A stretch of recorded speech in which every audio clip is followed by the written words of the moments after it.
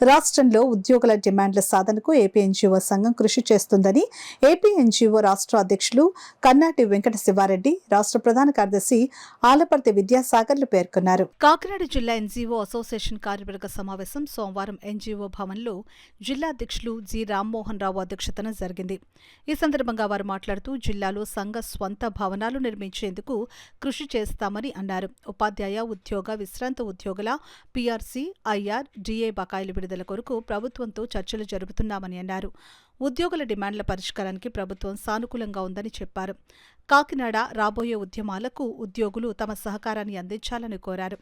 NGO association Kakinada unit కార్యాలయం ప్రారంభించారు.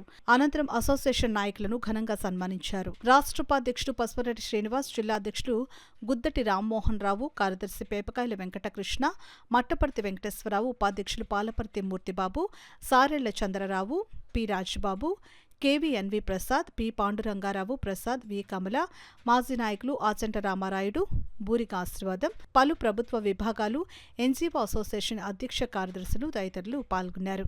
కేసులు ఏవైతే 4,000 ఉద్యోగ ఉపాధ్యాయుల మీద ఉన్నాయో ఆ కేసుల మీద మిగతా వాటి అన్నిటి మీద, అలాగే పెండింగ్ డ్యూస్ని క్లియర్ చేయమని, మిగతా పెన్షనర్స్కి సంబంధించి అడిషనల్ క్వాంటమ్ ఆఫ్ పెన్షన్ని పాత పద్ధతిలో పునరుద్ధరించాలని చెప్పి ముఖ్యమంత్రి గారికి తెలియజేశాం.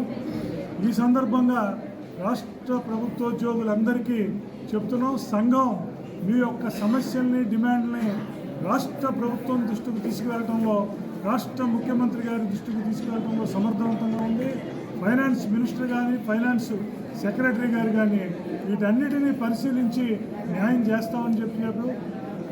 మీకు దశల వారీగా ఉద్యోగులకు సంబంధించిన డిమాండ్లన్నీ ఈ సంవత్సరం ఆఖరు అయ్యేసరికి ఒకదాని తర్వాత ఒకటి మనకి క్లియర్ అయ్యే అవకాశాలు ఉన్నాయి. కాబట్టి మనం ప్రభుత్వాన్ని ప్రశ్నించే విషయంలో ఎక్కడా కూడా వెనకాడే పరిస్థితి లేదని, ఉద్యోగులు ఏ ఇబ్బందులు పడుతున్నారో ఆ ఇబ్బందులన్నిటినీ కూడా రాష్ట్ర ప్రభుత్వం దృష్టిలో పెట్టుకుని, ఆర్థిక ఇబ్బందులు ఉన్నప్పటికీ దశల వారీగా ముందుగా లోన్స్ని క్లియర్ చేయాలని చెప్పి ఓపెనింగ్ రావడం జరిగింది. మా ఉద్యోగులందరికీ దానిలో భాగంగా ఓపెన్ చేసిన తర్వాత మా ఉద్యోగులందరూ మాతో మాట్లాడాలంటే మేము వాళ్ళతో మాట్లాడాలనే ఉద్దేశంతో ఈ సమావేశం ఏర్పాటు చేసుకోవడం జరిగింది. ఈ సమావేశంలో మా వాళ్ళ ఏమైతే రావాలో ఆ డిమాండ్ అని కూడా గతంలో ఏ విధంగా ప్రభుత్వంలో కోల్పోయామో, జీపీఎఫ్ కానీ, ఏబీజీఎల్ఐ కానీ, సరెండర్ లీవర్ కానీ, రిటైర్డ్ అయిన బెనిఫిట్స్ కానీ, అదేవిధంగా మాకు రావాల్సినటువంటి కూడా నష్టపోయాం. పీఆర్సీ కమిషన్ కూడా గత ప్రభుత్వం నుంచి రాజీనామా చేయడం జరిగింది. అవన్నీ మా యొక్క ఎంప్లాయీస్ ఆలోచన అనుగుణంగా పనిచేస్తాము. దీనికి అనుగుణంగానే ఆల్రెడీ ప్రధాన కార్యదర్శిగా మా విద్యాసాగర్ 31/12/2025 ఎలక్ట్ కావడం జరిగింది. జనవరి 1 ముఖ్యమంత్రి గారిని కలిసలేకపోయాం. అప్పటికే వీళ్ళు అడిగే కోరికలన్నింటి కూడా ప్రభుత్వానికి సిద్ధంగా డిమాండ్ రూపంలో, మా లెటర్ల రూపంలో ఇవ్వడం జరిగింది.